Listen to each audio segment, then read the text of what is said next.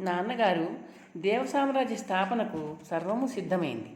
అమరావతి నగరం నిర్మించబడింది.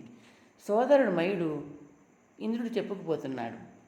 చిరంజీవి మయుడు నీ సన్మానాలు అందుకొని ఇక్కడికి వచ్చి వెళ్ళాడు. మహా అద్భుతమైన భవనాలు నిర్మించినట్టు చెప్పాడు. అన్నింటినీ కళ్ళకు కట్టినట్టు వర్ణించాడు. కశ్యపుడు అడ్డు తగిలి అన్నాడు, ఇంద్ర, అమరావతిలో నీ భవంతి సమీపంలో నాకు మందిరం నిర్మించావట? అది చిరునవ్వుతో అడిగింది. అవును, నాన్నగారి విడిది కూడా అదే, ఇంద్రుడు నవ్వుతూ అన్నాడు. నా మందిరాన్ని నాకు ఎప్పుడు చూపిస్తావు నాయనా? అదితి చిరునవ్వుతో అడిగింది. త్వరలో, ఇంద్రుడు ఉత్సాహంగా అన్నాడు. నాన్నగారు, సోదరులంతా నన్ను మా సామ్రాజ్యానికి సార్వభౌముడుగా అభిషేకించాలంటున్నారు. మీరు అనుమతించి సుముహూర్తం నిర్ణయించాలి. ఆనందాన్ని అందించే అతి మధురమైన వార్త. కశ్యపుడు సంతోషంగా అన్నాడు. అందుకు మా పితామహులు, నీకు ప్రపితామహులు అయిన చతుర్ముఖుల అనుమతి, ఆశీస్సు అవసరం. వెళ్ళి ఆయనను దర్శించి విన్నవించు. పట్టాభిషేకానికి సుముహూర్తం ఆయనే నిర్ణయిస్తారు. అలాగే నాన్నగారు, స్వర్గ సామ్రాజ్య నిర్మాణానికి కూడా వారి అనుమతి తీసుకున్నాను. ఇప్పుడే బ్రహ్మలోకంలోని మనోవతి నగరానికి వెళ్తాను అంటూ లేచాడు ఇంద్రుడు. ఇంద్రుడి విన్నపాన్ని ఆలకించిన బ్రహ్మ అంగీకార సూచకంగా తలలు పంకించారు. రాబోయే శుక్రవారం దశమి, మంచి రోజు. ఆ రోజున నీ పట్టాభిషేకం జరగాలి. ఆజ్ఞ ప్రపితామహ, ఇంద్రుడు విధేయతగా అన్నాడు. అయితే దేవరాజుగా పట్టాభిషేకం జరగాల్సింది అమరావతిలోని ఇంద్రసభాభవనంలో కాదు, మేఘవంత పర్వతం మీద. మేఘవంత పర్వతమా? ఇంద్రుడు ఆశ్చర్యంగా అన్నాడు. అవును, మహిమాన్వితమైన మహాపర్వతం అది. హేమగిరిని, పారియాత్ర పర్వతాన్ని, వజ్రగిరిని, చక్రవంత పర్వతాన్ని, వరాహగిరిని, సర్వ సౌవర్ణగిరిని అధిగమించిన అనంతరం మేఘవంత పర్వతం నీకు దర్శనమిస్తుంది. నీ సోదర బృందంతో జననీ జనకులు, పితామహి పితామహుల పర్యవేక్షణలో నీ పట్టాభిషేక మహోత్సవం జయప్రదంగా జరుగుతుంది. ప్రపితామహ, మీ ఆశీస్సు. అందరూ నన్ను వాత్సల్యంగా, గౌరవపూర్వకంగా పితామహ అని సంబోధిస్తారు. నాతో వాయువరుసలను మర్చిపోయి నువ్వు కూడా నన్ను పితామహ అని సంబోధించు ఇంద్ర. ఆజ్ఞ. ఇంద్రుడు నమస్కరించాడు. మా దంపతుల ఆశీస్సులు మోసుకుని నారద కుమారుడు మేఘవంత పర్వతానికి వస్తాడు. బ్రహ్మ చిరునవ్వుతో అన్నాడు. ధన్యోస్మి, ఇంద్రుడు ఆనందంగా అన్నాడు. పట్టాభిషేకానికి ముందు మహాలక్ష్మి మహావిష్ణు దంపతులను, పార్వతీ పరమేశ్వర దంపతులను అర్చించు. ఆ దివ్య దంపతులు దీవెనలు నీకు లభిస్తాయి అన్నాడు బ్రహ్మ. ఇంద్రుడి దేవరాజ పట్టాభిషేకం అత్యంత వైభవంగా జరిగింది. ఆ శుభకార్యక్రమంలో పాల్గొన్న సహస్రాధిక ఇంద్ర సహోదరుల జయ జయ ధ్వానాలతో భూమి, ఆకాశం, అంతరాళం ప్రతిధ్వనించాయి. నారద మహర్షి చతుర్ముఖ దంపతుల ఆశీర్వాదాలు ఇంద్రునికి అందజేసి వెళ్ళాడు. విశ్వకర్మ రూపొందించి బహుకరించిన నవరత్న ఖచ్చిత కిరీటాలతో వెలిగిపోతున్నాడు ఇంద్రుడు. పాదాభివందనం చేసిన ఇంద్రుడిని అదితి ఆలింగనం చేసుకుని నుదురు మీద ఆశీర్వాద సూచకంగా చుంబించింది. దేవేంద్ర పదవిలో కలకాలం వర్ధిల్లు తండ్రి అంది అదితి. నమస్కరించిన కుమారుడిని దీవించి కశ్యపుడు అతని కళ్ళల్లోకి తదేకంగా చూశాడు. నీ సోదరులను పరిపాలించే అధికారంతో పాటు వాళ్లను పరిరక్షించే ఆవశ్యకత నీ మీద ఉన్నాయి.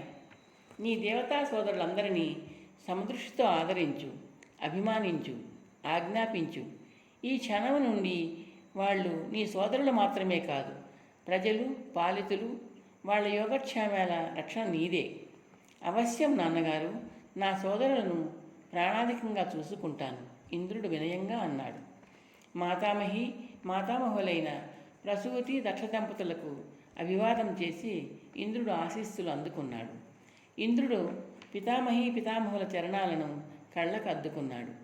దీర్ఘాయుష్మాన్ భవ, సుఖీభవ, అఖండ వైభవ ప్రాప్తిరస్తు. మరీచి మహర్షి దీవించి తన జ్యేష్ఠపౌత్రుడి భుజం మీద చేతిని వేశాడు. నాయనా, నీవు దేవేంద్రుడివి, స్వర్గలోకాధిపతివి. అయితే త్రిలోకాలలో సుఖశాంతులను పరిరక్షించే ధర్మము నీకు సంక్రమించింది. సురుల సంక్షేమమే కాకుండా సకల లోకాల శ్రేయస్సులను నువ్వు పరిగణనలోనికి తీసుకోవాలి. సంకట పరిస్థితులు ఎదురైనప్పుడు నువ్వు సమయానుకూలంగా బ్రహ్మ విష్ణు మహేశ్వరులను సంప్రదించి వాళ్ళ అనుగ్రహాన్ని మార్గదర్శకత్వాన్ని పొందాల్సి ఉంటుంది. గుర్తుంచుకో. విపత్కాలాలలో విధిని దర్శించడం నీ విధి. మీ సూచనను శిరోధార్యంగా స్వీకరిస్తున్నాను, ఇంద్రుడు వినయంగా అన్నాడు. లోకాలలో సంభవించే అవాంతరాలకు, ఆపదలకు మూల కారణాలను అన్వేషించడము, పరిష్కరించడం అనేవి నీ నిత్యకృత్యాలుగా ఉండాలి.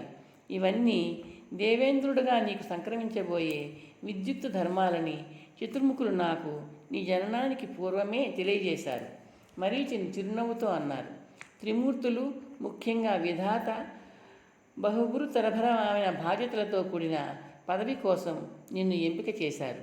ఈ త్రికాల సత్యాన్ని నువ్వు ఎల్లప్పుడూ గుర్తుంచుకోవాలి. ఆజ్ఞ పితామహ. ఇంద్రుడు తలవాల్చి నమస్కరించాడు. నాయనా ఇంద్ర, సహోదర సమేతంగా నీ సభాభవన ప్రవేశం చేయి, కశ్యపుడు హెచ్చరించాడు. ద్వారాన్ని దాటి ఇంద్రుడు స్వర్ణకాంతులతో, నవరత్నాల మెరుపులతో దేదీప్యమానంగా వెలిగిపోతున్న సభాభవనాన్ని సగర్వంగా కలయజూశాడు. ఎదురుగా ఎత్తైన వేదిక మీద రత్నసింహాసనం. వేదిక ముందున్న సోపానాలకు రెండు వైపులా సభాసదుల కోసం 2 వరుసలుగా సభాంగణం పొడవుగా సిద్ధంగా ఉన్న స్వర్ణ ఆసనాలు, సూర్యకాంతిని, చల్లని గాలిని ఆహ్వానిస్తున్న గవాక్షాలు, వాతాయనాలు, బంగారు కాంతుల మధ్య హరితవర్ణాలతో కనువిందు చేస్తున్న లతలు, తరువులు. ఇంద్రుడు సోదరులందరినీ చూస్తూ ఇలా అన్నాడు. సౌందర్యానికి, వైభవానికి పట్టిన దివ్య దర్పణంలా ఉన్న ఈ సభాంగణానికి సుధర్మ అనే నామకరణం చేస్తున్నాను. సుధర్మ, బాగు వేలాది కంఠాలు శ్లాఘించాయి. నా నివాస భవనానికి వైజయంత అనే నామధేయం నిర్ణయించాను, ఇంద్రుడు ప్రకటించాడు. చక్కటి పేరు, సోదరులు చాలామంది అన్నారు. దేవరాజా, సింహాసనాన్ని అధిష్ఠించండి, ఇంద్రుడి పెద్ద తమ్ముడు సుచేతనుడు అన్నాడు. ఇంద్రుడు స్వర్ణాసనాల మధ్య టీవీగా అడుగులు వేస్తూ తన సింహాసనం ఉన్న వేదికను సమీపించాడు. మెట్లు ఎక్కి సింహాసనం ముందుకు నడిచి సభ వైపు తిరిగి సింహాసనం మీద ఆసీనుడయ్యాడు. కరతలాల ధనులు సభాపాంగణంలో తిరిగాయి. గంధర్వులు, విద్యాధరులు, దేవదందువులు మ్రోగించారు. శుభ్రమైన స్వచ్ఛమైన వస్త్రాలు, పూలమాలలు ధరించిన ఇంద్రుడి స్వర్ణవర్ణ దేహం కళ్ళు చెదిరేలా కనిపిస్తోంది. మనోహరమైన ఆయన రాజస్వరూపం దేవతా సమూహానికి భయభక్తులు కలిగిస్తోంది. సర్వదేవతా సార్వభౌములకు జయహో వేలాది కంఠాలు జయజయధ్వానాలు చేశాయి. ఇంద్రుడు చిరునవ్వు నవ్వుతూ చేయెత్తి వారించాడు. లేచి నిలుచుని తదేకంగా చూశాడు. ఈ సుధర్మ దేవసభలో సింహాసనాన్ని అధిష్ఠించే నేను ధర్మబద్ధంగా పరిపాలిస్తాను. మిమ్మల్ని అందరినీ సమదృష్టితో, సమన్యాయంతో, సమభావంతో సమ్మానిస్తాను. ఈ శుభదినాన ఇదే నా ప్రతిజ్ఞ. హర్షధ్వానాలు మిన్నుముంటాయి. నిర్వికల్పానంద కథనం ఆపి తామ్రపాత్రలోని నీటిని త్రాగాడు. గురువుగారు, దేవతలు ఎంతమంది? 100 సహస్రాధిక అన్నారు. అందరున్నారా? సదానందుడు అడిగాడు. దేవతలు ఎందరో మాత్రమే కాదు, ఎవరెవరో కూడా వివరిస్తాను వినండి. నిర్వికల్పానంద చిరునవ్వుతో అన్నాడు. దేవతలు అనేక మంది ఉన్నారు. ఇది మన పురాణాలు, వాటికి ఆధారాలైన వేదాలు తెలియజేసే అంశం. ఆ దేవతా సమూహం కొన్ని వర్గాలుగా విభజించబడింది. విభజన జన్మల ఆధారంగా, క్రియాకలాపాల ఆధారంగా, తత్వాల ఆధారంగా జరిగింది. వర్గ విభజనలో ఆయా దేవతల స్వభావాలు ఆధారాలే. దేవతల సంఖ్య 33 కోట్లు. 33 కోట్ల దేవతలు 33 వర్గాలుగా విభజించబడ్డారు. ఆదిత్యులు, విశ్వదేవతలు, వసువులు, తుషితులు, అభాస్వరులు, అనిలులు, మహారాజుకులు, సాధ్యులు, రుద్రులు, విద్యాధరులు, పితృదేవతలు, గంధర్వులు, కుంభాండులు, కిన్నరులు, అశ్వినులు, కింపురుషులు, సిద్ధులు, చారణులు, మత్రులు, లోకపాలలు, లిపికులు అనేవి ఆ 33 వర్గాలలో కొన్ని. మరొక ప్రధానమైన అంశం ఏమిటంటే, ఈ దేవతలందరూ పంచభూతాల ప్రాతిపదికగా ముఖ్య వర్గాలుగా ఏర్పడ్డారు. భూదేవతలు, జలదేవతలు, అగ్నిదేవతలు, వాయుదేవతలు, ఆకాశ దేవతలు అనేవే ఈ పాంచభౌతిక వర్గాలు. భూదేవతలకు ప్రధానాధిపతి కుబేరుడు, జలదేవతకు వరుణుడు ప్రధానాధిపతి, అగ్నిదేవతలకు అగ్ని ప్రధానాధిపతి, వాయుదేవతలకు వాయుదేవుడు ప్రధానాధిపతి, ఆకాశ దేవతలకు ఇంద్రుడు. ఇందాక చెప్పినట్టు ఈ ప్రధాన పంచభూతాత్మక విభాగాలు కలిసే 33 వర్గాలుగా విభజన చేయబడ్డాయి. గురువుగారు, ఆ 33 వర్గాలకు అధిపతులు ఉన్నారా? శివానందుడు ప్రశ్నించాడు. ఉన్నారు. వాళ్లే ద్వాదశాదిత్యులు, ఏకాదశ రుద్రులు, అష్టవసువులు, అశ్విని దేవతలు. తెలుగులో చెప్పుకుంటే ఆదిత్యులు 12, రుద్రులు 11, వసువులు 8, అశ్విని దేవతలు 2. అందరూ కలిస్తే 33. వీళ్ళు ప్రధాన దేవతలు కారు, ఉపదేవతలు. ఈ ఉపదేవతలకు అధిపతి ఎవరో ఊహించగలరా? నిర్వికల్పానంద చిరునవ్వుతో అడిగాడు. ఇంద్రుడా గురువుగారు? విమలానందుడు అడిగాడు. అవును, ఇంద్రుడే. దేవేంద్రుడుగా నియమితుడైన అనంతరం త్రిమూర్తుల సూచన మేరకు ఇంద్రుడే ఉపదేవతలను నియమించాడు. ఈ ఉపదేవతలు ఇంద్రసభలో ఉంటారు.